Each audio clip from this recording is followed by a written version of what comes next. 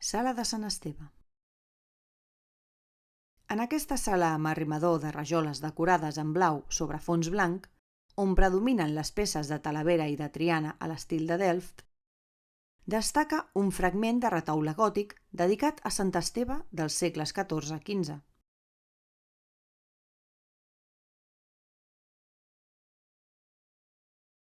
També trobem una pintura a l'oli inacabada del Pont del Diable, probablement del propi Santacana, i algunes còpies d'obres reconegudes com el Salvador amb l'Eucaristia i l'Ecce Homo de Juan de Juanes del Museu del Prado.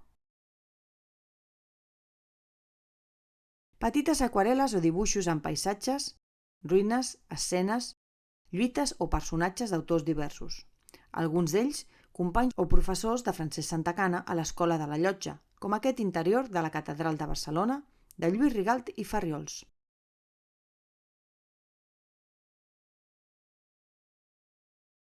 O aquesta aquarel·la del seu fill, Agustí Rigalt i Cortiella.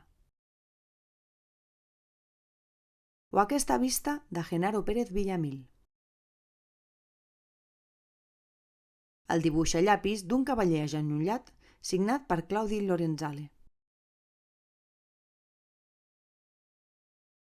L'escena de Pau Milà i Fontanals de 1840. La resurrecció de Damià Campeny. I el bon samarità de Pelegrí Clavé, entre d'altres.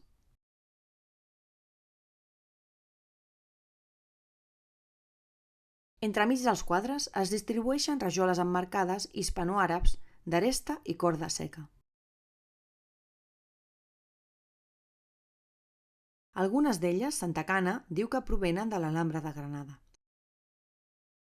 de la Catedral de Saragossa i de la Cartoixa de Valdecris, prop de Segorb. Del mobiliari destaca una arca neorenaixentista mudèjar, de factura catalana del darrer quart del segle XIX, que presenta a l'interior de la tapa l'anagrama de Jesucrist.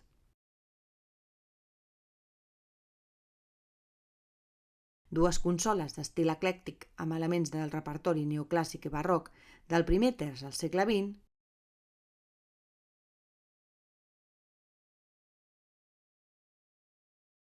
i una cornucòpia a joc amb 4 raconeres d'estil rococó del tercer quart del segle XVIII.